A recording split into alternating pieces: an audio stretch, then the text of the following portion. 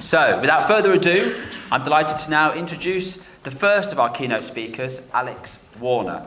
Alex is Chief Executive of Great Scenic Journeys. He has an impressive 32 years of experience in the transport industry, having held senior roles, including on the boards of train, bus, coach and logistics companies, up to and including at Managing Director and Chair level. For over 14 years, Alex has also been a columnist in the fortnightly trade press publication Passenger Transport Magazine. And he is a renowned thought leader and speaker on the conference circuit around customer experience. So it just give me great pleasure to now welcome to the stage, Alex.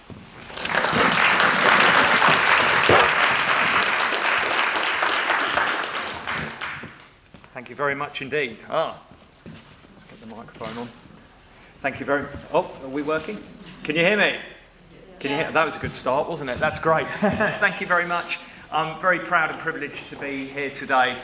York is one of my favourite cities in the UK, and it has my favourite shop in the UK, which is the Model Railway shop in Monk's Bar. So, being a transport man, I'm a massive Model Rail fanatic, and I'll hurry up this presentation so I can get there for lunch. But Great Scenic Journeys was a business that I set up about 2 or 3 years ago, and the premise of it was to basically create initially a one-stop shop portal/website to promote the very scenic transport journeys across the UK and then beyond. Because we've done quite a lot of work, my consultancy, with transport operators, and we felt there was some real hidden potential there, particularly for bus routes that go to really, really lovely scenic places, some of which are open toppers and are almost leisure attractions in their own right. And then moving on from that, we started promoting and working with transport companies to improve the customer experience on those routes, and also promoting routes that might not be wow factor scenic, but went to some real hidden gem locations and destinations. And we felt that the transport industry could improve in that area in terms of marketing what they had, which was generally a good proposition that could be even better from a customer service perspective. And it's a membership proposition that transport operators sign up to. And we have a number of social media outlets, including one such, which is an Instagram account we've not long set up called Scenic Destinations, that promotes scenic destinations, bizarrely, and has about 130,000 followers, which we're trying to grow. But public transport really does have a hell of a lot to offer.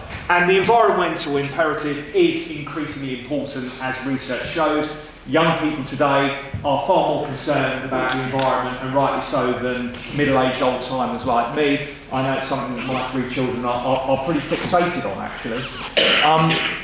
Reducing costs to your attraction is also very important, of course, because a number of attractions, not necessarily saying in North Yorkshire, but across the UK, the experience is spoiled because you've got cars parking on overflow car parks on fields and so on. And a number of attractions are trying to reach out to grow different demographics from sort of traditional people that go to some of their attractions.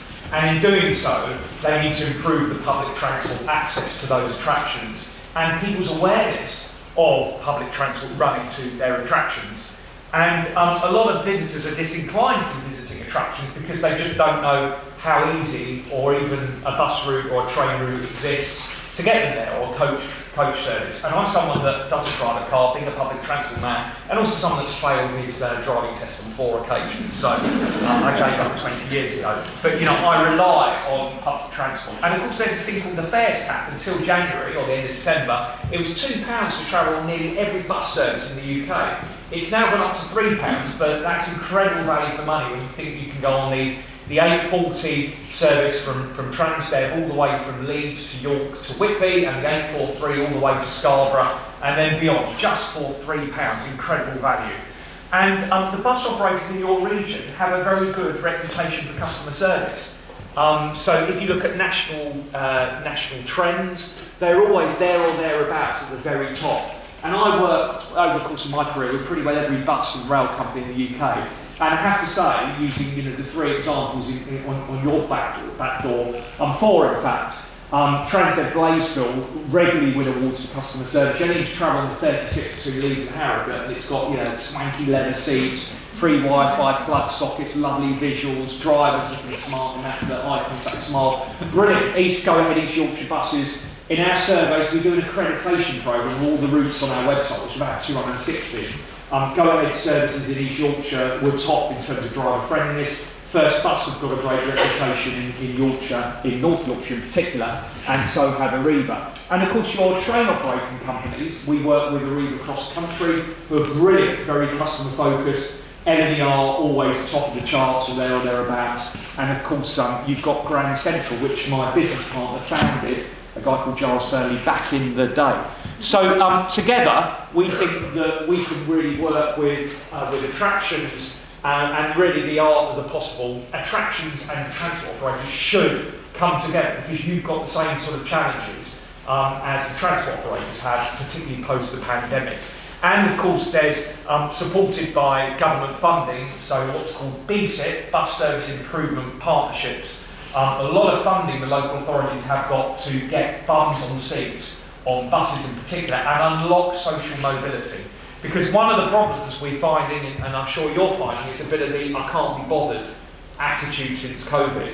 So a lot of people COVID I think changed the way people view their lives. So a lot of people say, I want to stay at home, do home entertainment, I want to do Teams calls, I want to watch Netflix, I'll invite friends around, I'll potter around the garden. And people's social mobility aspirations are a lot more limited. And that's partly because COVID taught people a lot about the lovely things on the doorstep or not far away, which is great for bus companies that go on short distance services. But it's found that people need a lot more persuasion to go out. So in the work that we do around customer service, those things that used to grate before, those irritations when you travel on the train, the plug socket's not working, the Wi-Fi down with overcrowding, you know, a conductor that might not be friendly, all come together now when people decide whether to stay at home and do it or go out and do a journey. Those things grate a lot more. People are a lot more intolerant. And we find that in our, you know, the scores on the doors, the hygiene surveys that the Food Standards Agency does. I mean, I live my life around that. I won't go to a restaurant unless it's a 5-star. We've introduced the Great Scenic Journeys accreditation programme for the transport routes as part of our Great Scenic Journeys venture. And I'm pleased to say, as I said, North Yorkshire scores particularly highly on cleanliness, reliability, performance, and routes for pleasure. This is where our surveyors go out there and they look at a whole range of factors and basically deduce or score those services based on their scenery, their wow factor, places that they go to. And yours scores second only to Cornwall, which is great. So, in our view, there is a definitive option. It's a win-win in North Yorkshire. Because of a number of reasons, you've got fantastic destinations at either end of the transport services that serve North Yorkshire. You know, you've got York, we need to say anymore, it's just incredible. Scarborough, Whitby, Filey, Bridlington, you know, great destinations. You've got some breathtaking scenery. So the 840 and the 843 coastline services that go across the North Yorkshire moors have regularly won awards as being the most scenic transport routes in the entire UK, better than rail even. You've got some hidden gem places and destinations to serve, and what we do is a lot of sort of promotion around those places that might not, if you live in London for instance, you might not think let's have a visit to Bridley or Filey or Malton or Pickering necessarily. Us ignorant people from the south of England where I live. But actually it's about raising their awareness. You can have some of these almost like underestimated experiences where people say, actually that was better than getting on a plane to Dubai and sitting around the beach or around the pool in Gran Canaria. And you've got them. You've got invigorating attractions that the bus journey goes through that we can put together into compelling itineraries. You've got some amazing events. My favourite is the Malton Food Festival in May. And the opportunity to influence folk to rather than just have a day out, it's about nudging them to have a staycation and nudging them to have their annual summer family holiday in North Yorkshire. And I think with all the routes that we serve, with all your great attractions, the scenery together, it's paradise. We've just got to make people more aware of it. And there are areas where public transport, I'm not going to stand and say everything in the garden is rosy, because I know that when I started talking to you cynics out there, and I'd be cynical, be saying, yeah, but when I went to London last time, I was standing when the train was cancelled, or it's engineering works, we're getting off at Peterborough and then getting on a railway replacement bus to Bedford and down to Southampton.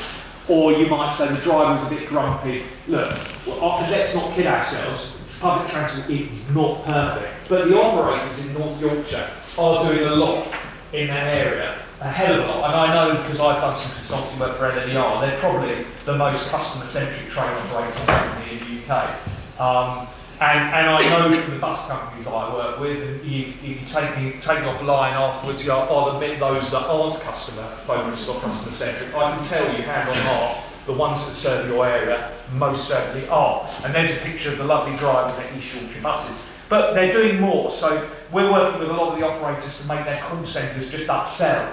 So we'll do mystery shops, or we'll phone up and say, I'm looking at a day out in North Yorkshire, could you tell me what I can do? And we don't want a response that say, go on the website. We want a response that says, actually, if you get this bus, the view from the window's great, visit here, visit Sea Life, go and watch the cricket at Scarborough, Yorkshire playing, Middlesex or whatever. We're doing a lot with the bus companies to raise their awareness, so they're giving people reasons to travel and doing it almost as salespeople. They're doing a lot of work about digital, around CRM and customer service training. So I spend a lot of time training bus drivers. A few months ago we were training the drivers on the open top buses in Scarborough, and really enthusiastic people. In the middle of the course they told me to shut up basically. They said, right, we're going to get a bus now, we're going to take you round and show you where we should be running the bus and all the attractions we should be doing partnerships with. And why is this a win-win? Because transport companies are really looking to add value for their customers. And one of the things that you can help, and it's self-help, is discounted admission at your attractions or your service provider for people showing a rail or a bus ticket. And one of the things we're working with, and we're developing on our Great Scenic Journeys website, we're working with the transport operators, is to create a nationwide scheme of rewards, basically. So, if you're Merlin, for instance, and you show a bus ticket at any Merlin site, for instance, you could get a discount. We're working with national providers and also local providers, and we're doing a trial in North Yorkshire, basically. So what I would say is catch me over lunch, that if you are interested in your attraction, offering a reciprocal deal with the bus or the train company, please see me, and we'd be happy to have a conversation around that. And in exchange, we would promote on their social media, on our social media. We would do downloadable itineraries, blogs, you name it, to basically raise awareness of your attraction. So please do that. And there's a good-looking chap up there on the balcony called Matt Burley from Transdev, and he's here with the City Sightseeing York team. And if you see him, or just I'm going to be hanging around with him later. So if you see me, we've got free tickets to the York City Sightseeing service to give to you. And hopefully we can have a discussion with you. So that is our ask, really. We've also, as I said, Transdev have they used to have this thing called Transdev Treats. Well, they've still got it, but basically it is just that. So they're building a collection of partners whereby customers can get money off attractions, and it's called a Transdev Treat. Customers can get a token from the bus driver when they board, which gets them into attractions. And that fell a little bit by the wayside during COVID for obvious reasons, but we're now resuscitating it. So lots of opportunities. We also have what's called the North Yorkshire Scenic Explorer, which we're relaunching again this year. And that's a ticket which basically allows people to travel pretty well any bus in North Yorkshire for only £10 and 5 people for £15. And as part of that, we want to work with attractions and service providers to co-promote this great pass. And I would ask you really is to brief your teams on the presence and strength of the public transport product. So quite often we go to attractions, not in North Yorkshire, but we do mystery shop and we say, I'll do you to the people behind the desk or wherever your staff, and we say, are you aware of the bus services? And they say, no, we don't. We think they're run near here.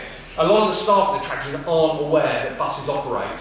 Now that's partly the fault of the bus companies, because we haven't been out there giving you leaflets or necessarily briefing your staff. But the more you can raise awareness of public transport, the more we have sustainable options, and you might get more people who are visiting once they tell their friends, actually it is really easy to get here. Can you display their timetables and other collateral, and mention please public transport options on your website. Again, when we do our reviews, we go on the websites of various tourism providers, service providers, and then we go tut to the bus companies when we see that their services aren't mentioned, or the rail services aren't mentioned, or the very best it says the bus runs past it, but it doesn't do a link to their website. You know, it's a free win-win thing. It doesn't cost any money, and we can promote you on board, and we can put itineraries on board buses that include your attraction. And please mention that it's £3 a journey. And can we, the bus companies, the train companies, can we retail your tickets for your great places? So this is the Scenic Explorer. You can't really see that, sorry there, but it's amazing value this. When you think again, you can actually go all the way from Leeds out for £3, as I said, and travel in the region. Using the Scenic Explorer.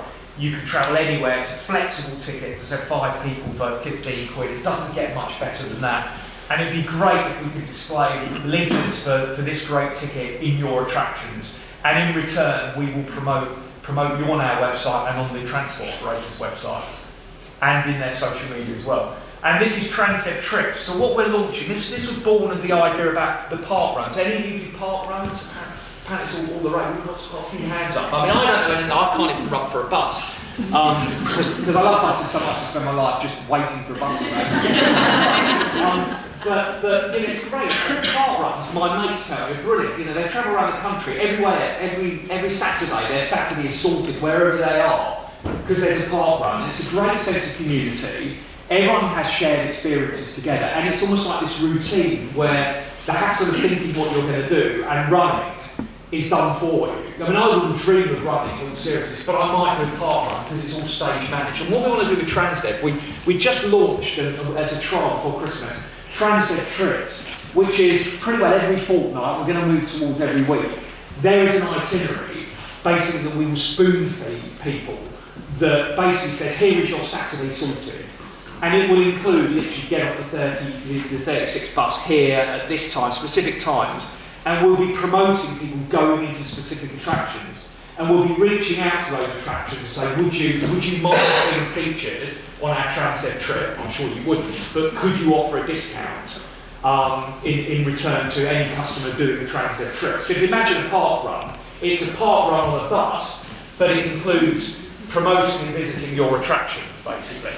And what we want to do is mix local events as well into the mix. And we want these Transdev trips to appeal to every people, all sorts of genre. And we want to create a situation where it's a bit like the old, for those of you who are older than me, Panini football stickers, you know, where you have those sticker books, you say, I've collected that, tick, tick, need, swap. We want people to build up a collection of their Transdev trips and share experiences and enjoy camaraderie. Because that's what the pandemic showed, that people wanted that sense of community. And there's just one we did in Lancashire. God, I can't mention Lancashire in Yorkshire. I'm going to include it. But it's very simple. Clitheroe, the Valley Line 22 bus. And a lot of people haven't even heard of Clitheroe. That's because it's in Lancashire. But you know, things like go to Whalley Abbey, Whalley Wine Bar, and then we did a deal with Tom's Tables, the restaurant in Clitheroe, and also Clitheroe Town Football Club. They were playing Newcastle Town, and we had money off and got people to go to the game. The problem is most people thought it was Newcastle United, so 10,000 Geordies turned up to Clitheroe Town, and they probably won't speak to us again at the football club. But also city sightseeing. York, a big shout. How many of you know about city sightseeing? I hope you do. Yeah, brilliant, brilliant. So next week, you aren't going to get shot at me, because I'm going to turn up with some people in my team, Matt's team, and we're going to literally go into all the hotels and hand out leaflets. We're going to go to all the attractions, get in and talk to as many people as possible. So please can you sign up a deal with your customers and our customers, so we can do some integrated deal that, again, if you travel on city sightseeing, we'll promote you and hopefully you'll let them in at a discount, or even not at a discount, just give them a nice hearty welcome. We could look at some goodies changing hands, and also maybe sell their tickets. Is really, I mean, I'm crap at IT, but I even my company is able to sell tickets. They have a system called Palaces, which Matt up there, the good-looking chap on the balcony, will be able to set you up on. And please hand out the leaflet. It's brilliant. Hop on and hop off every 15 minutes. You'll learn a thing or two about your beloved city as well. And other attractions. We've got other routes that, as I said, go to amazing places like the North Yorkshire Railway. And if you would like our mystery shopping team, we've done mystery shopping programs for many, many years. If you'd like us to do mystery shopping, your attraction, we're more than happy to do so. And then we've got situations where you've got routes where the bus is the attraction. There are a lot of people who get their kicks like me from just going on an open top bus and getting your toupee blown off in the wind or the rain on the seafront in Scarborough. But this is the Beachcomber run by the wonderful Go Ahead East Yorkshire, and really, really great service that is, and people love it every 15 minutes. But there's an opportunity, because what they're looking at doing is we're looking with them at Great Signature QR code on their buses promoting the local attractions. And again, you know, really, really good opportunity if you want to be part of the fun. But as I said, a lot of people travel on a bus just for fun. And then you've got routes like this where the scenery is the attraction. Have any of you been on these, the 840, 843? Good? All right, was it driver friendly? Right. There's a guy there called Matt, you want to talk about driving. Yeah, you'll see his boss is a big guy called Vito, you wouldn't mess with it. But anyway, but really, really, really great. And what we're planning to do is some video blogs, they're called vlogs, aren't they, these days, and other footage of the wildlife. And we partner with a company called Go Jockey that do curated walks. So we're integrating walks into a bus journey, a great day out. And then, of course, you've got the golden destinations. And we're working with the transport companies to do delight customer days. So just to prove to you, customer service really is top of the agenda of bus companies, we're going to be organising days where all the head office staff and everyone in the company comes out and basically has its mission to make customers say, wow, we never believe what happened to me on a bus today. Hidden gem destinations, yeah, hidden gem destinations as well. Coastline, have you been on the coaster from Scarborough to Brindley and Filey? Yeah, you've got, good, I'm glad. We've got one nod in there. If you haven't, again, £3, an amazing journey to some really, some great places that on that route, and beautiful scenery over the top of the cliff, just fantastic, really, really popular. I really endorse it. So it will change your life if you go on that route. And then, of course, you've got the events. One of the things we do with other regions of the UK is basically we promote on the buses and on our website events. So if you want your event featured, then please be in contact. And I'm going to finish up now about this problem here and sustainable transport. A company we work with called You Smart Thing. But that's probably what Yorkshire about probably is familiar, isn't it? That could be maybe one or two of your attractions there. The destination event sector, as we know, facing a huge travel demand management problem. And inadequate travel and knowledge of great sustainable travel options causes congestion, it causes people struggling to get in attractions, it causes problems with the carbon footprint. Staff are left in the dark when you've got build up of cars for your site about what's going on, and a lot of events and attraction providers don't have information about where their people have come from. So there's a great company that we work with called You Smart Thing, and they are a travel demand platform. So basically, if you're hosting an event or even your attraction, you can have, when someone buys a ticket, your ticket can become complete with the travel demand platform from You Smart Thing that shows how you can get from your exact house in the most sustainable way by public transport. The most sustainable way. And also, their platform enables you to get lots of rich data and information about where customers have travelled from. And you can manipulate the platform to specific last mile transport to your event. So if you want someone to come to your event or attraction, you want to arrive by the back door, not the front door, or the back car park, as opposed to the front car park or the field round the corner, it can do that for you. It can basically influence people in a certain direction. So again, please talk to me about that. But their remit, and they get some funding from local authorities, is basically to stop or reduce the number of cars coming to attractions and events and get more bums on public transport seats. So there we go. And lastly, a bit of a sales push from me is we've launched a QR code on a number of transport routes in the UK. And I said the QR code that we have is on windows, it's on tickets, it's online as well. And basically, we did this to make the journey more interesting and fun for customers. So if you go on some of our routes in the UK, there's a list of all the attractions on the routes, linked to a map, there's description of the scenery, there's blogs, there's details of the heritage, there's fun facts about the route, the destination and such, and special offers at attractions. And lastly, a customer satisfaction survey. And the beauty of our customer satisfaction surveys that we launch is that they come complete with a portal that local managers can look at in real time. And if you're a local bus manager, for instance, you can see the customer surveys coming in and you can say, it's better on the 64 or the 65 route, or I've noticed there's trends on this route and this depot. You can performance manage your business a lot better. And customers can flag in real time urgent issues. But we're launching one of these for the events and attractions industry as well. So if you would like a customer survey displayed, it's our company Spark, if you would like it displayed in your attraction, and you'll be able to have access to a portal or a dashboard showing you the results in real time by attribute, by survey trend, you can do that, and you can add your own questions as well if you're trying an initiative or you just want to gauge customers' feelings about a certain product. So please talk to me, it's extremely cost effective, of course. There you are, I sound a bit like a honest body salesman in three-piece suit and silk handkerchief and Surrey, and not trustworthy. So anyway, the last slide. If any region can crack this of working together, it is North Yorkshire. And just to reiterate again, and getting skeletons out of the closet, I think the public transport industry, it's been focused for so long on getting buses and trains to run on time.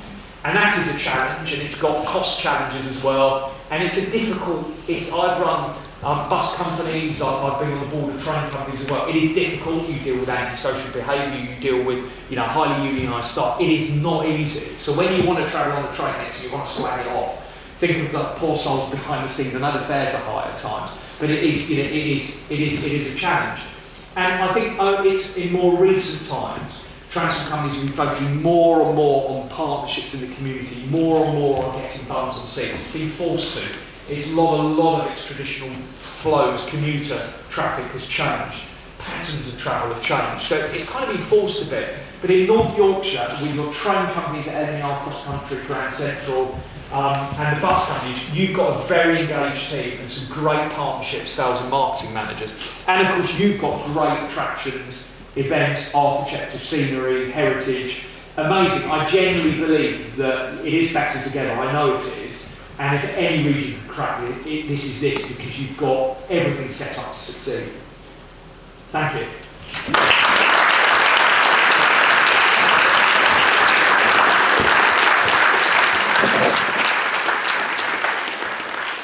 So this is my first gig as chairman of Make It York, so be gentle with me, please. So we've had a journey. We had no compass, just ideas about what we wanted to do, and it's just been a continuous journey of learning and developing as we've gone through. Why did I take the Make It York job? Somebody said, aren't you busy enough? I thought, it's an interesting job. I've travelled extensively. I've set up supply chains across the world, worked with great people across the world, across lots of different cultures, and the one thing that I would say is that there's more unites everybody than divides them.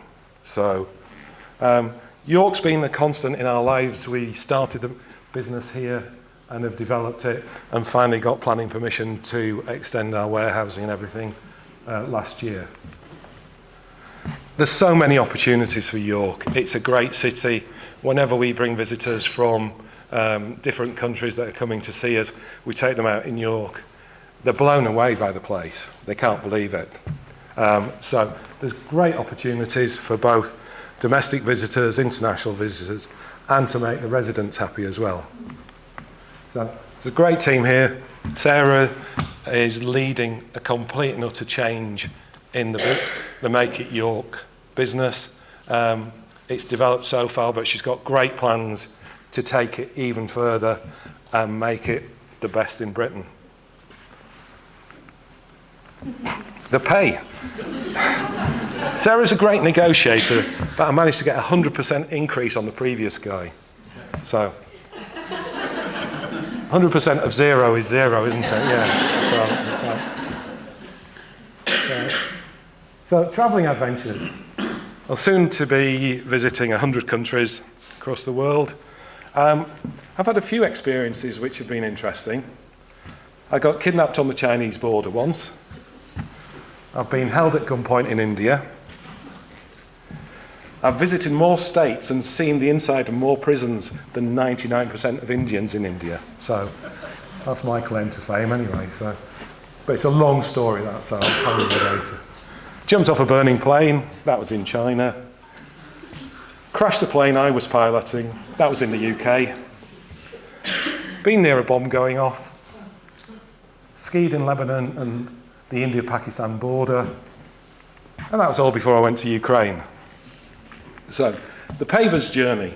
It was started by my mother with a £200 loan. She was refused the loan from Midland, as it was then, which is now HSBC. They said it would never work. But they then loaned her £200 to buy a settee, which she never bought and used for the business. This was some premises that they had in an old school in South Bank, where they used to supply party fan agents who went out and did parties. So she went to a load of parties, couldn't buy anything because she said there was nothing there for her and thought she could do a better job. So she went out, did a better job and started a company, and it's just evolved from that place. We had a warehouse down just off Piccadilly. The first shop, that's a bit more of a story because I did my A-levels, was going to university, took a year off to go travelling, needed some money, so I went to work for them for 3 months. While they were on holiday during this period, I opened their first shop in Scarborough without telling them. But we sold clothing, general goods, all sorts of things, mail order surplus in those days. There was lots of excess stock and you could buy it at great prices and sell it at great prices. And we've always been great value during this time. So that was the first shop in Scarborough. That's me stood outside in 1981, and then that's me outside it last year. So it wasn't a bad location. So we're a cautious business in a lot of ways because things happen. That's the shop burning down when we only had 3 shops and it was about 50% of the turnover. So things do happen. We've always reinvested the profits. My mother was Scottish, my father was from Yorkshire, so 2 really tight countries to do. Bad times will always come. However good you are, however good you think you are, bad times will always arrive at some point. So we don't like being reliant on banks, other financial institutions, anything else. We try not to borrow any money.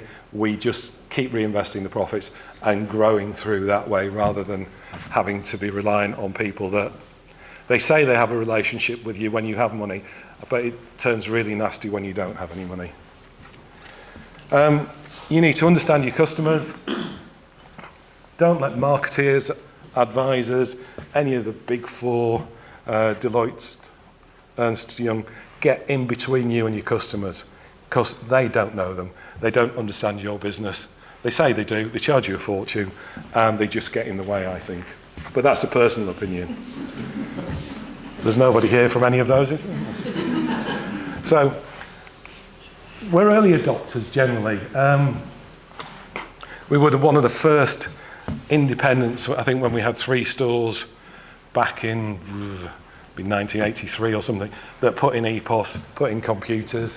I remember getting our first hard drive on the computer, 10 megabytes, it cost £2,000 and stores about 500 documents. It's just crazy the way it's developed. We were early onto the web as well. We formed shoeshop.com in 1999 and were one of the first footwear retailers in Europe to start selling online. We did really well on sort of QVC and Ideal World, but they became really, really difficult to deal with. So I decided it can't be that difficult to set up your own TV channel on Sky. So we ended up with a 24 hours a day channel on shopping, the Sky Shopping Channel, selling shoes. It was all filmed in York, and it basically rotated films rather than was live, but it looked live, and unless you watched it for sort of 20 hours a week, you didn't realise it wasn't live, so right. Pavers England was our Indian operation. We still have about 45 stores in India, mainly in airports, and if you're ever in an Indian airport, you'll probably see one. Difficult place to do business, really interesting, but and it's got a great future, but it's just not developed at the same rate that China did when it was going through their evolution of the middle classes growing. AI, really interesting, the way that it's going to develop across all fields. We're using it quite a bit on different things, and I even got AI to help write my CV for the job, because I hadn't written a CV in 45 years or whatever it was, and needed to. However, it does lie to you. It told me I had a degree from York University, which was brilliant, but I hadn't earned it, but I took that bit out before I obviously used it. The next thing is going to be about how we start to influence AI. So rather than just relying on it bringing up these results, it's how, when somebody types in, where should I go to when I go on my holiday in Britain? It comes up with, York is the first place that you should go. Here's a list of the things that you should do in York. And at the moment, you only need 3 to 5 informed articles to change the view of most of the models. So it's going to become a really interesting thing to see how we influence what AI tells us. And it's going to become a big industry, I'm sure. Carbon neutrality, we're scope 1 and 2, carbon neutral within the business. We have been for about 5 years now, and we were one of the first to be awarded the things for a major retailer, so that was good. Green energy, we stick solar on anything. At one point we had the biggest array in North Yorkshire, no longer the case, but we stick it on everything we can. The new office that we're building will get a return of 20% each year on the investment, so it's a great investment and it helps. Rainwater, etc. So that's my mother, who founded it outside the office, Catherine House, named after her, and the 3 brothers. We never expected to grow so big. Employing 2,000 people, sometimes it's quite scary, but you just do your best and you keep going. And one of the biggest things is that the family are still all talking. If you work with brothers and sisters and parents, etc., things can get very nasty and very fraught. But I'm the only one left in the business now, but we still all talk, we get together, and we can laugh about the times we nearly hit each other. So the next generation has now taken over from me, and I'm hopefully learned all the things I shouldn't do from my mother when I was taking over from her. We retain our Yorkshire values and our long-term values. We look at investment in 10, 15, 20-year periods. We don't look at it, what's going to happen to our turnover and profits over the next 3 months, because we're looking at it over the long term and investing for the future. Yeah, we talked about carbon neutralities. Best company, 3-star. That means we're a world-class employer. And we have every year, every single person that works for us has to be sent a survey, and the last response was 87%, I think. And it took us a few years to get up to this 3-star level, but it's the highest you can get.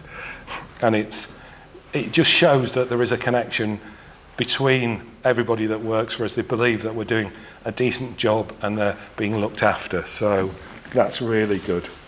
And then the Pavers Foundation. So, yeah, that's an out-of-date slide. It's nearer 2.4 million now. The last round was, last year we gave away about £450,000 to different things. Basically, it's got to be health, educational, community related. 1/3 gets given away to charities chosen by the family members. So they get a pot and they can go out and give it to a charity. They're not allowed to give it to a charity and go to a nice dinner or anything else on the back of it. It's got to be a direct gift for something, an asset or something else. 2/3 goes to charities chosen by anybody that works for us. So everybody gets a chance twice a year to put in a request for something that means something to them, which is really important. It brings everybody together, because when you've got sort of 190 stores spread around the country, it's very easy for them to think they're just on their own in the middle of nowhere and there's no real connection with the centre or the family or anything else. But when somebody gets £1,000 or £5,000 to give to a charity that means something to them, or they're working in or helping out, it actually binds them and binds the whole store and everything back to the company and family in the centre. So, yeah, it's, and I've also raised nearly £500,000 now for Ukraine, and we've delivered over £2 million worth of value, saving, in other people's estimates, hundreds of lives. So, again, we started off with a white van and no plan. I just knew that we needed to go over there, find out what was going on, find out what was needed, and really sort of set up a supply chain that could work quite quickly into Ukraine, because there was a lot of stuff being delivered, but a lot of it was useless. A lot of it just wasn't what they needed. And the idea was to set up a supply chain that would respond to the requests of hospitals and things that weren't getting anything that they needed. So going into Ukraine in March 2022 on the ferry wasn't very popular. There was our little van and one truck that was going home, and that was it. Coming back was a lot more popular, coming out. So about 70% of the people were walking, they were only carrying what they could carry. It was freezing cold. It doesn't look it there, but it was actually bitter.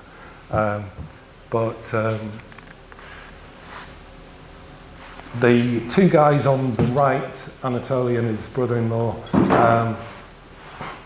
they invited us to this dinner after they came back from the front. And the families, everything. These people, they're real people with real lives, and it's all been disrupted by this invasion. This is Anatoly and his brother-in-law are there, again holding the flags, one Romanian and one Ukrainian. That was just outside Bakhmut, about 3 kilometres outside. They'd been surrounded for 2 weeks, about the month before, and had got out. But these people have real families, real lives, and really don't want to be there, but they're there to fight for them, for the freedom. So you always think when you get, that's the customs point of the ferry crossing, you always think that's 14 hours drive from the front and that you would be safe when you get there. But that was 2 days after we crossed over that ferry point through the customs, and it was hit by an Iranian drone. Beautiful cities. There's a lot of beauty in Ukraine. It's quite surprising. It wasn't what I thought it was going to be when I first went in. So that's the department store in Odessa. It's closed at the moment, but what a beautiful building. It's just incredible. That's the Opera House in Odessa. It's one of the things that I think we should do, is maybe twin with one of the cities in Ukraine to show the support, because they do worry that everybody's forgotten them. So there's always highs and lows. When you're setting things up, when you're doing things, some things go well, some things don't go so well. So that was a nice text I got when we delivered insulin to a place that hadn't had insulin for about 6 weeks, and people were dying and having their legs chopped off, etc., as you do with diabetes. So I'm just crying. You have no idea how many lives you've saved. So, and then with that delivery as well, he ended up in prison for a night because we didn't have the right paperwork for some of the drugs we had. So, but he was out once we'd provided the right documentation. So you get highs, you get lows. Pensioners SAS. That's when we were working with the main military hospital in Odessa, getting them stuff that they couldn't do without. And then we were going off further towards the front line, and they insisted we wore these bulletproof vests and bits and pieces. We got to where we were going and all the old ladies were in the little flowery summery dresses, so we just abandoned them after about 20 minutes. It was just too heavy and too warm. So along the way, we've delivered a mobile field hospital, lots of different things. I think it's about 200 mine detectors now for various services around Ukraine. That was a stolen Russian Jeep, which was great until he went over a bump and then all the electrics cut out and it stopped. And then one of the last deliveries was 42 new ventilators that we managed to pick up. They'd all been bought for the Nightingale hospitals at about £5,000–6,000 a time. We got them for 200, took them out, got them taken over. We delivered a load to Kharkiv when that was under attack in the summer. And they were so appreciative because the stuff that they're working with is so old and antiquated that they could never dream of getting new stuff like that. When you run out of money, you can always give blood. And you get two nice nurses to give you a cup of tea and a badge. So this is a little film when we went to Kherson just after it was liberated a couple of Christmases ago. It was great. If you can't read what the lady says at the end, she says, "Don't worry about me. When we get scared, we just play the piano."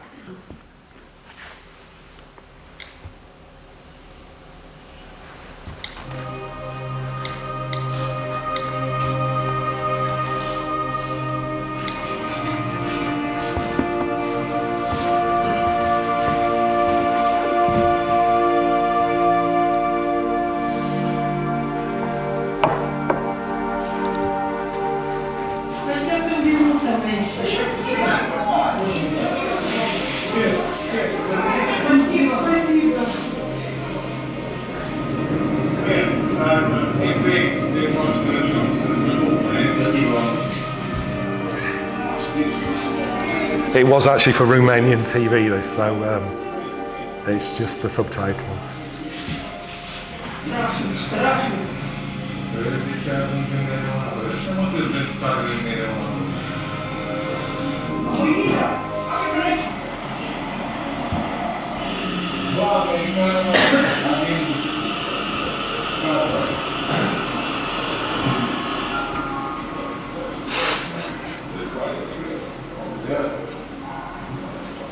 Now it's like fantastic.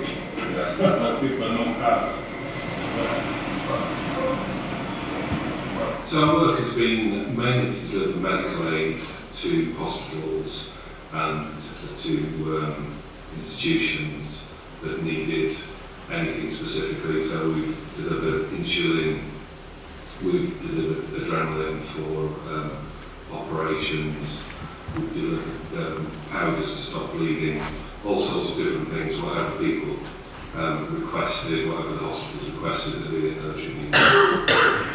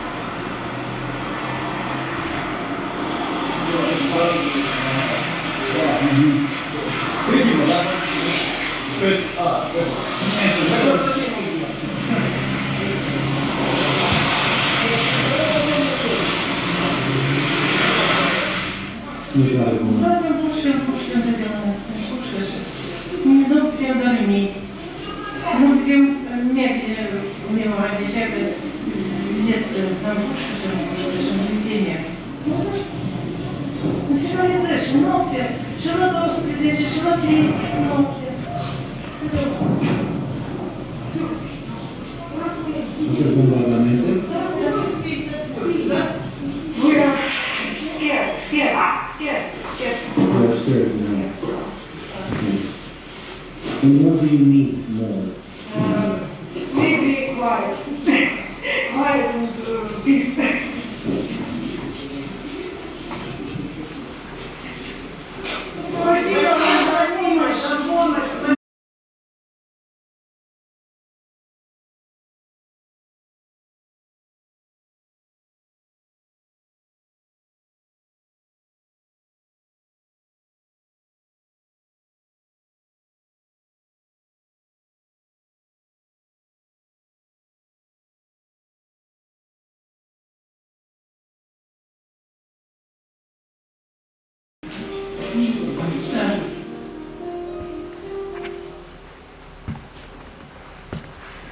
Other things that I do, I'm an ambassador for Lepra, which is a charity for leprosy. We've worked with them to do some mobile shoe factories going around leprosy colonies in India. It's amazing. These things change people's lives for £6 to £12. I met a lady that had been pushed around in a cart for 2 years because of the ulcers and everything else on her feet. She couldn't walk. And after 2 pairs of these for £12, she was taking the kids to school, going to the market, leading a proper life. So it's great to take part in these things where you make a difference with every pound you get. There's 250,000 new cases a year of leprosy in India. The drugs are free, but it's about education as much as anything else. People are scared to report that they've got it because they're stigmatised and everything else. So it's really nice to work with some of the poorest, most stigmatised people in the world to bring them a bit of comfort. So I'm also a trustee of Millie Wright's Children's Charity, which is based in Poppleton. Sadly, their daughter died in Leeds. But what they were shocked about was that depending on the diagnosis and what your child has, the level of support that you get. Not from the NHS, but from all the charities involved. So there's just no equality of it. And children can be on the same ward with different illnesses, and they will be provided with a whole lot of different services, whether it's play, snacks, anything else like that. And it really doesn't seem very fair to me. And I was completely unaware that that was so prevalent. But so I sit on there as a trustee on there because I think there should be more fairness. So I think that's it. Yes. So that's me, the journey that we've come on as a company and some of the stuff that we've done. So thank you. We've got plenty of time for questions. I'm going to sort of take the privilege of asking the first question, and that's okay. That's to you, Sarah. So you mentioned in your presentation that you were working with Marketing Manchester on a Visit Britain funded marketing campaign in the US, which sounds really exciting. But we're thinking about the importance of collaboration. I'm wondering if you could perhaps say a bit more about destination management organisations collaborating and working together and why that's important. Well, it's really important. I mean, you saw there's slides that show that London and Manchester are up there at the top, and that's where York wants to be. So collaboration with Greenwich and Manchester is only going to be good business to York. We work really well with North Yorkshire. We've got really good teamwork there, and I think as you know, time and money is precious, and we're not really in competition, we're in collaboration, and I think that's why it's really important for us to reach out and work with the destination management organisations that we think are quality and we want to work with. So maybe next year it'll be Edinburgh as well, so we can take over the Scottish market. Brilliant, thank you, Sarah. Do we have any questions from the floor that people like to put to our panel this morning? Yeah, we've got a question up at the top. Sarah, we'll wait for the microphone to come. If you could just introduce yourself and say where you're from, that'd be great, thank you. Hello everybody, my name is Sarah Zalmaki. I'm Director in the Business School here in York St John. I'm also the President of the York and North Yorkshire Chamber of Commerce. I've got a question for Stuart.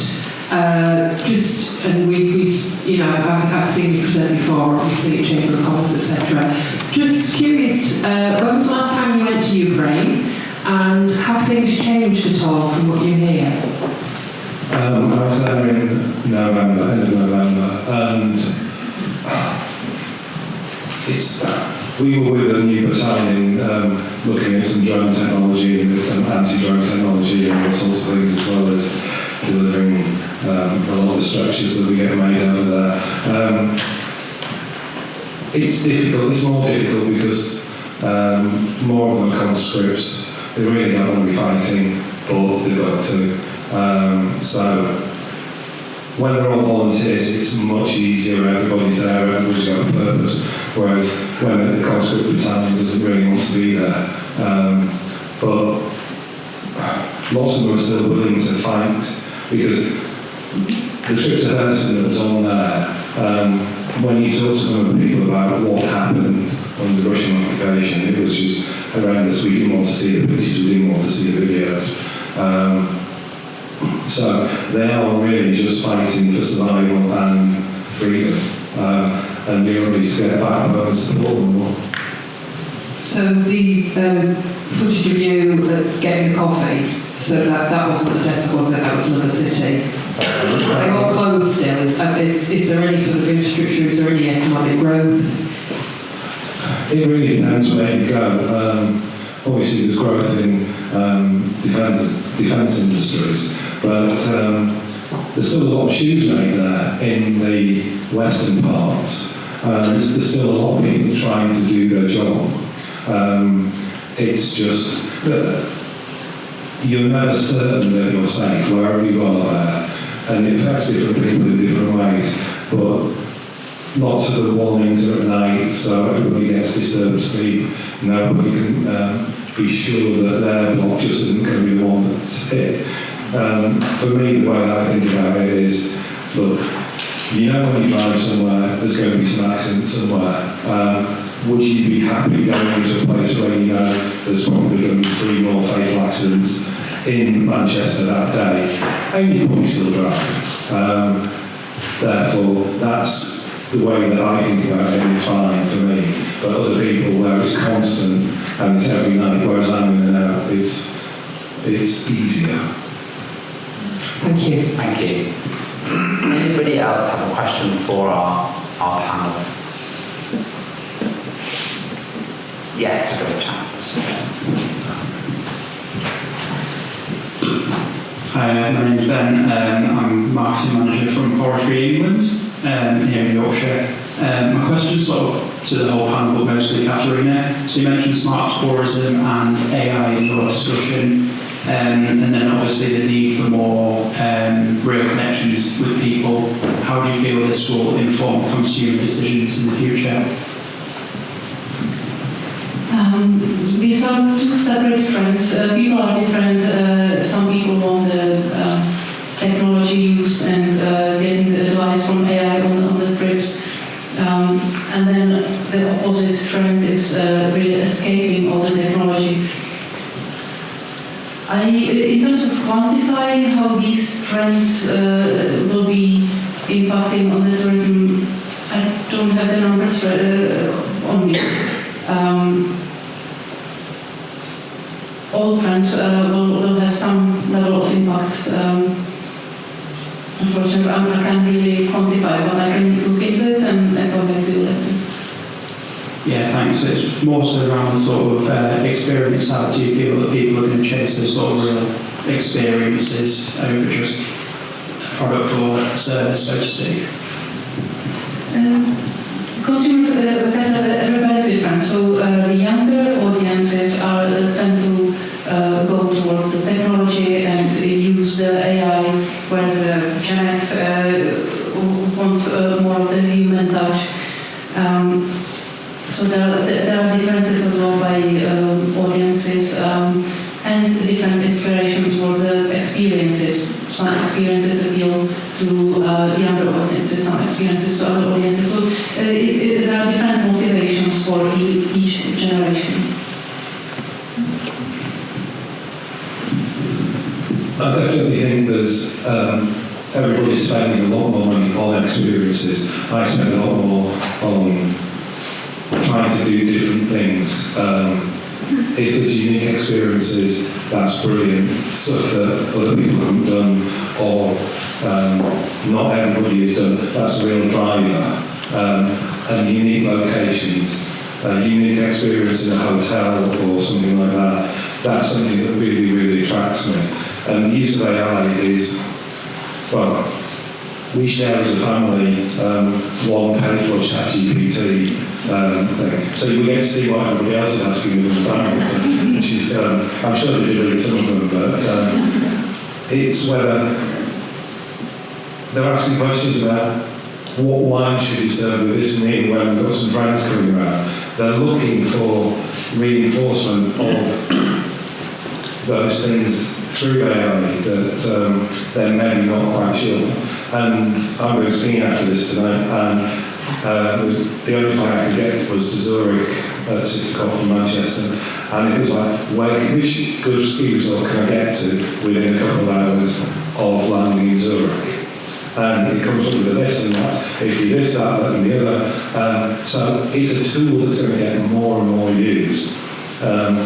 As a tourism venue, it's how do we influence it so that our results are actually better. And it's, as I said earlier, it's 4 or 5 points of reference that says something that gets you AI to believe you. The classic example was somebody said, how do I get to be a Forbes top 100 company? They basically put 5 different stories into AI, and when somebody asked who were the Forbes top 100 companies, this made company came up. So there is influence and you have to check the results, but we do need to start influencing it rather than just reacting to it. Thank you. I was quite shocked the other day. I found out my 2 daughters were using AI to get love life advice. Should I love my boyfriend or not?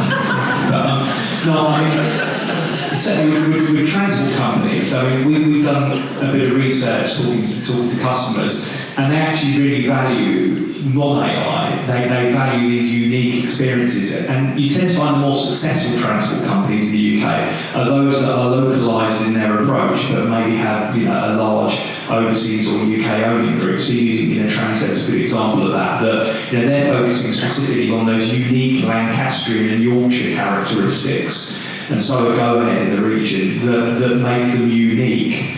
Because people want that. They want to talk to people, be it chat, be it live chat, be it someone on the phone, that represents the area that they serve. And I'll be honest, we've done some blogs before, we've used AI, and my personal view is it's actually quite boring. And when we've sent it out, we've not had as great engagement as if we've then written something from scratch and made it very unique and brought it to life. So I actually think what I'm trying to say here, I actually think the unique selling point and the differentiator for tourism industry is not doing AI or doing AI in measure, but actually creating that unique local experience that you can remember and is very tailored to individual needs. Yes, that's going to be costly and it's going to take more time, but I personally think you'll reap more dividends, because I think that's what people are going to want, even the generation, what's the one before, the youngsters. So I think over time they're going to get bored of AI, frankly. Brilliant, thank you. Any questions from here?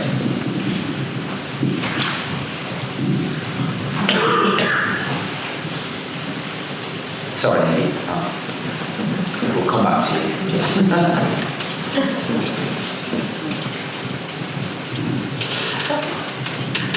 Thank you. My name is Sheree Federico, and I'm the director of Aesthetica, an organization that works across publishing and exhibition.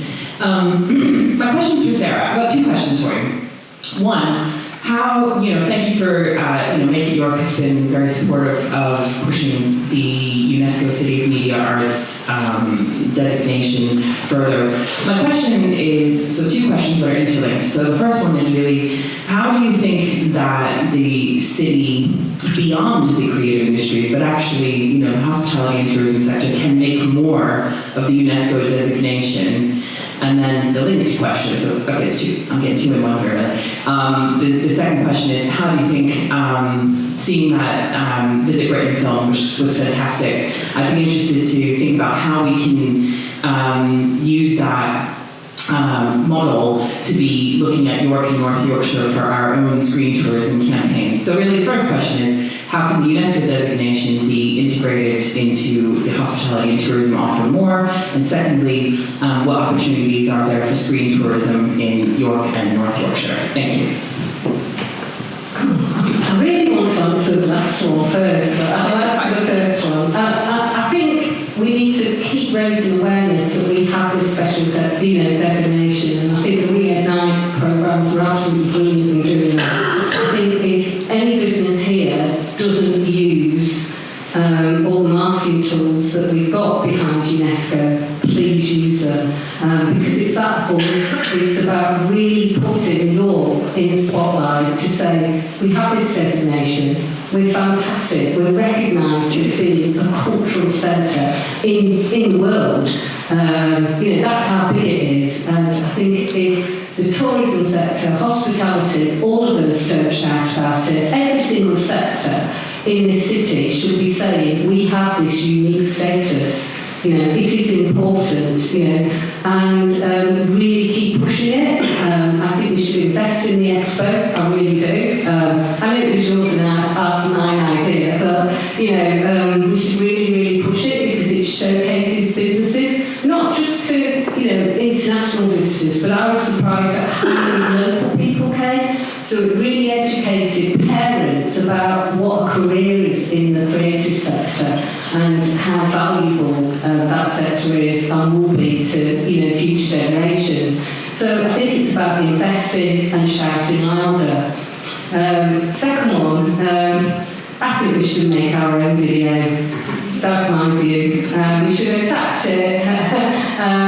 I've already said my piece, so I was very hurt that we weren't in the video, but we can rectify that from today. Make our own video, work closer with Visit Britain, try and encourage them to edit that video a little bit, so maybe the back page be Visit York UNESCO status creative city. I don't know. I think we should make our own so that we can support Visit Britain in what they're doing, and we just showcase ours a little bit more special. Brilliant, thank you. Just briefly, as I mentioned, we've got on our website a page that is dedicated to tourism businesses in England to leverage our campaign. So please go to that website and see what can be helpful, connect with us, and I'll pass on the feedback from Sarah. Thank you very much. We have a question just down at the front. Thank you.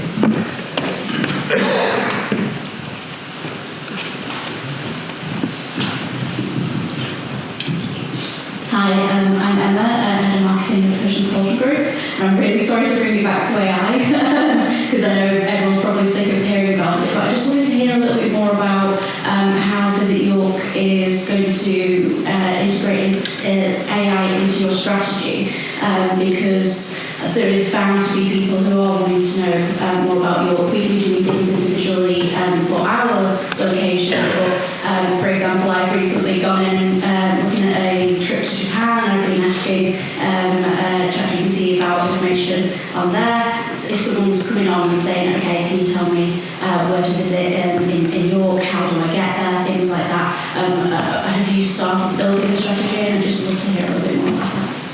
Yes, I'm not technically that savvy. I've got a really good savvy son who keeps telling me to use AI. The team, learning, it's new.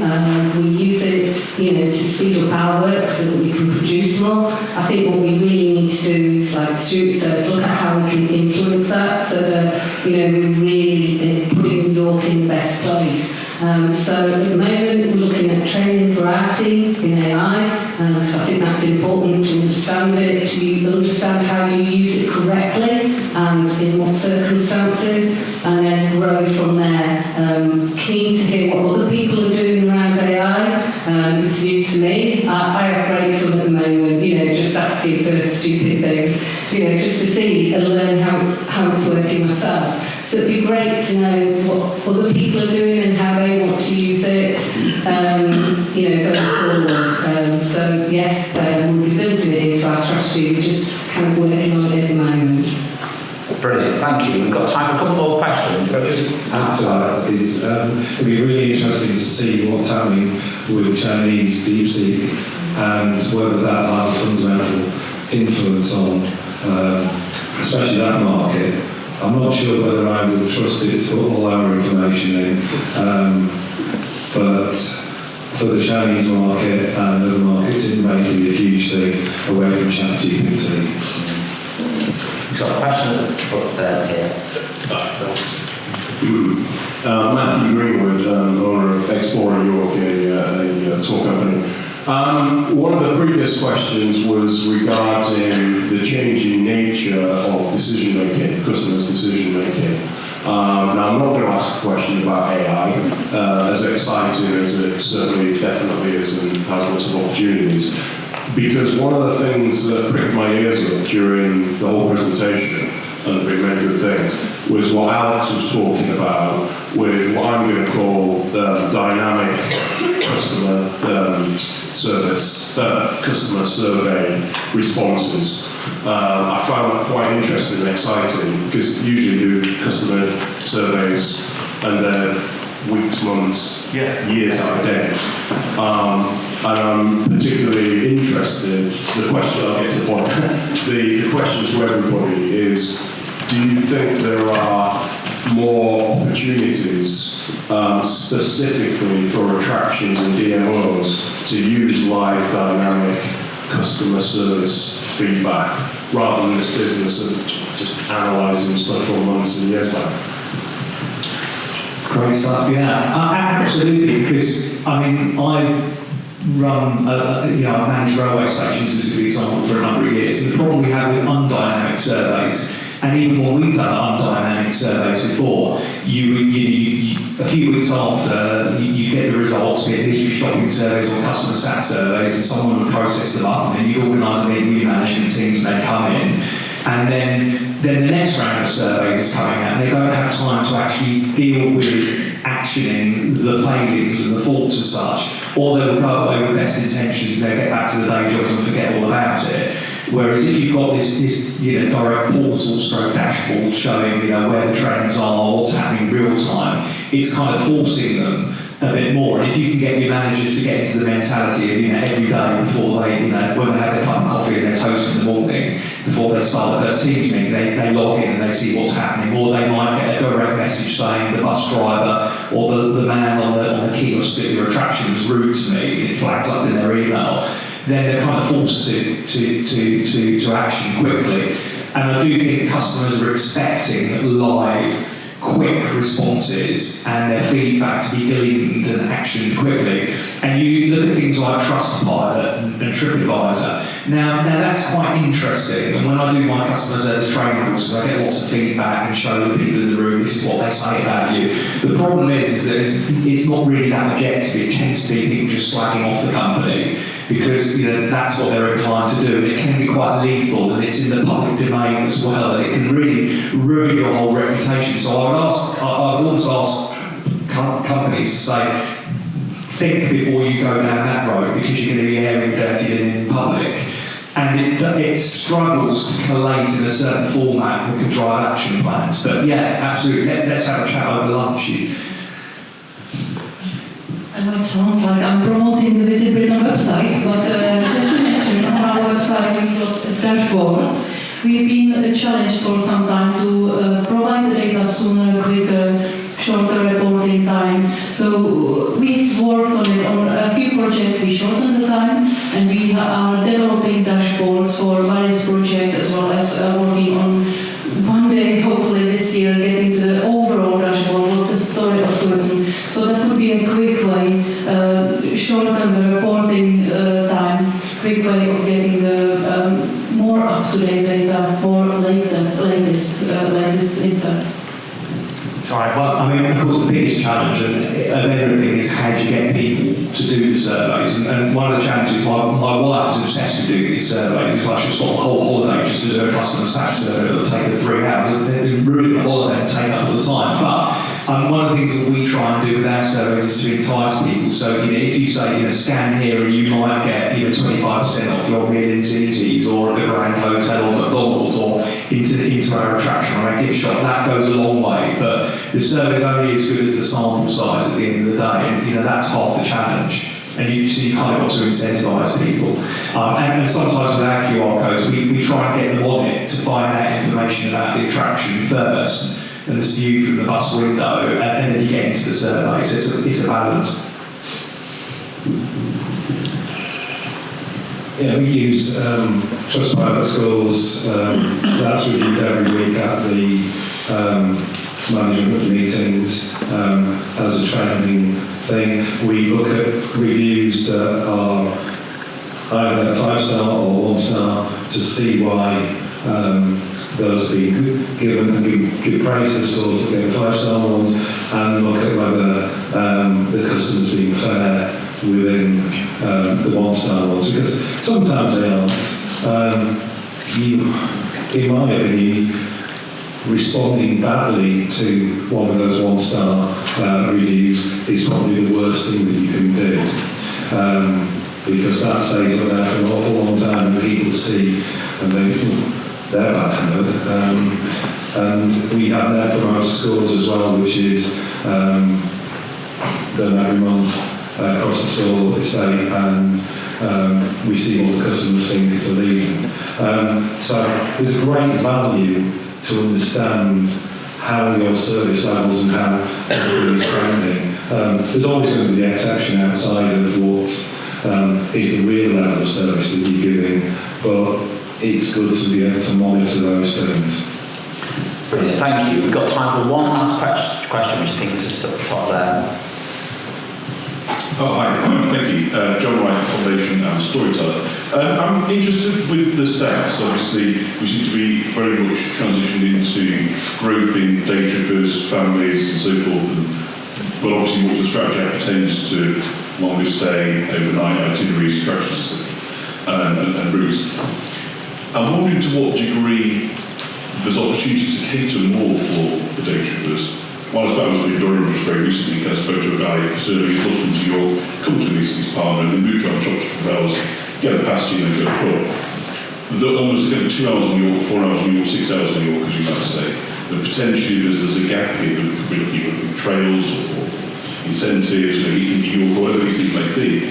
But we perhaps try and give a bit of shape or encourage people to sort of do certain things while in short periods of time, rather than always pushing on for the longer sort of stay things. I wonder what scope the panel done. Thank you. Yes, I think we should encourage day trippers and people to stay longer. I think you can't just go after one target market. I think we've got to show that we offer a variety for people. You know, we have the ice trail, that's 2 days. We want people to come and experience not just both days, come separately. You get a great result, 40,000 people coming locally. So I think it is really, really important to encourage day visits as well as, short stays, and as well as longer stays, hence why we're working with Manchester, London, North Yorkshire, to do 2-week stay, York, or do a split stay. We're doing a national campaign, we do regional campaigns, we do local campaigns, international. I think, York has it for everybody. You can come for a day and you can do a few attractions, and you can stay longer and travel further afield. And I think that's the strategy that we should have. We've got the fabulous York Pass. I'll give it a sell. If you're not part of York Pass, you need to be part of York Pass. That offers people, a day visits so they can see the attractions cheaper, or 3 days. We're looking at extending it for 5 days so it can reach out further. So I think, day visitors are really important to the economy just as much as people who stay longer. Just to comment on from the stats perspective, when we look at tourism, it splits roughly 60% accommodation businesses, 30% attractions, and 10% experiences. So considering the majority are being accommodations, there's a point to make to encourage the overnight trips, to make sure that all tourism businesses are supported by any campaigns that you do. Brilliant. Thank you so much. I'm afraid that's all we have time for in terms of questions, but our speakers are here for lunch, so you can put your questions to them at lunch if you have any more. But can you please join me in thanking our speakers as well?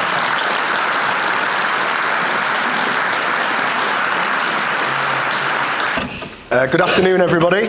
I'm not sure if the mic's on, so I will try and project as best I can. Hope that you've all had an insightful and interesting day so far. It's a real honour for me to be invited by Sarah and the team to deliver the closing remarks for the 2025 Visit York Tourism Conference as the chair of the Make It York Members Advisory Board. I'll shorten that to MAB because it will come up a few times during my remarks. So the MAB was set up in October 2022 to support with Make It York's activities, to encourage membership and to champion the city as the best place to live, work and stay. The MAB also takes the role of constructive feedback, offering our insight into what we feel Make It York could do better and what we feel is most beneficial for their membership with Visit York. So I'd like to start by asking for your help and support, as the MAB is not just a platform for the feedback of us, the board members, but also for your feedback. It's for us to platform that feedback for you, and also your ideas for things that Make It York, Visit York could do differently. You can see the current board members across the next two slides behind me. We meet 6 times per year, and our first meeting of 2025 will be next month. We very much look forward to welcoming our new chair of Make It York, Stuart, to join us as well. Now, as you may know, the York Dungeon, where I work, is a part of Merlin Entertainment, and last year we launched a new set of company values. These values are applicable to all of our attractions and theme parks worldwide. So to close today, I thought I would have a stab at using them as a lens through which to summarise today and the events of the past year. I hope this works. So if we just click through the slides we've got. So these are the members of the MAB first for you. And then just to click through, we launched 5 new values for Merlin Entertainment at the start of 2024. They'll come up here. So the first one is Drive and Discover, which is really about giving your best every day, owning your work and seeing it through until it's done brilliantly, whilst focusing on that which makes the biggest difference. I think certainly some of our speakers today have demonstrated that. Stuart, incredible presentation about Ukraine. I'm ready to get in a van and come across with you next time. That was so inspiring. Alex from Great Scenic Journeys, I think as well. Really focus on discovery there. The journey is the reward. I do believe in that. And that Visit Britain video as well, going to a next level in terms of promoting the UK. For me, outside of necessarily Visit York and this conference, an outstanding example of this was the York Bids Ghost After Dark event in November. Give a shout out to Carl, who I think is here today. It was attended by nearly 5,500 people across 4 nights in November. An average customer score of 9.6 out of 10. That is no mean feat to achieve. There was incredible feedback from attendees. It does raise an interesting question of, do the city centre events such as this have to be free in the future? It was incredible value for money, fairly priced, and a great example of that value. The next one is Own Your Craft, which is all about sharpening skills, learning from feedback, taking inspiration from further afield and staying at the forefront of what we do. Amazing to hear from Sarah today about the great work that the digital marketing team are doing on social media, really at the forefront of what's happening with DMOs across the country. Alongside that, in the past year, we're a city packed with award-winning businesses, and Sarah did touch on this earlier. There's too many to mention, but to just call out the 4 who won at the Visit England Awards for excellence, silver awards for the Deathly Dark Tours and Monkbridge House, and gold awards for the Wizard Walk of York and the Grand Hotel. Outstanding industry recognition against some stellar competition. The next value is We Care, going above and beyond for guests and employees, being uncompromising about safety, security and welfare, and working hard to have a positive impact on those around us. I think an example of this, probably something that's not been mentioned today, the volunteers who work in the VIC for Visit York, ambassadors for all of us, for our businesses, and for the destination, and they do it for free, they volunteer. They definitely do care, as do Sarah's team as well, and I know that from working closely with them. Award ceremonies are a great way to celebrate success. The Hospitality Awards, again, which Sarah mentioned, brought back by the Hospitality Association York last year, really demonstrated this value for me.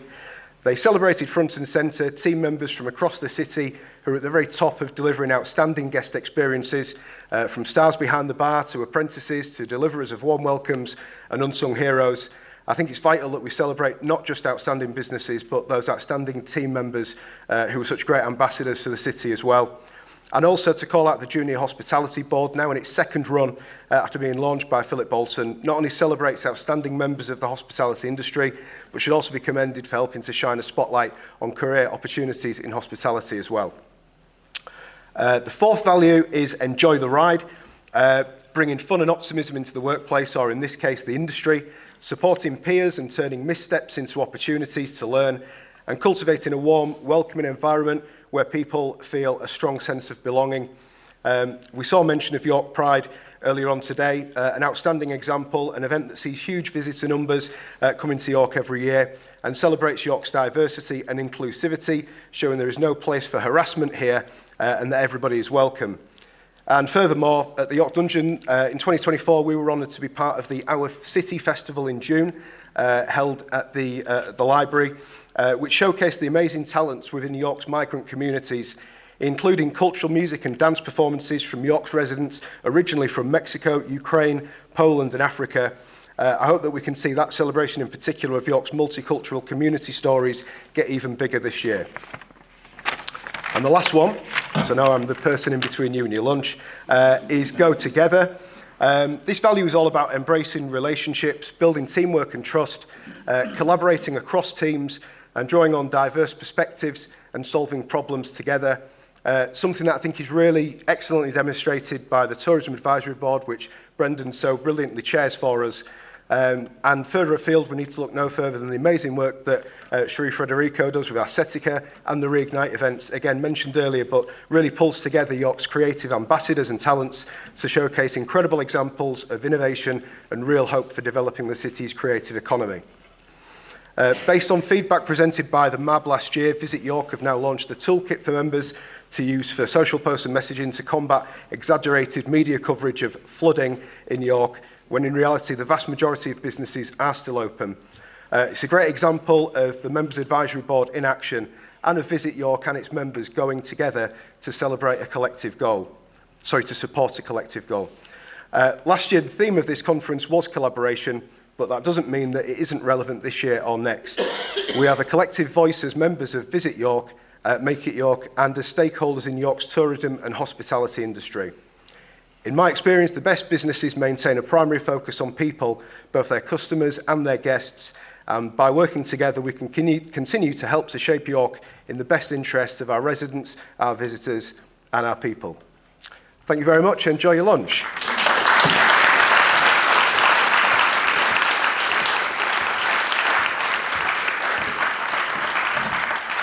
Brilliant closing remarks there from Mark. Thank you so very much. So that does bring us to the end of today's formal conference. A heartfelt thank you to you all for your time, enthusiasm and contributions today. I think it's clear to say that York's tourism future is brighter because of all of our collective efforts.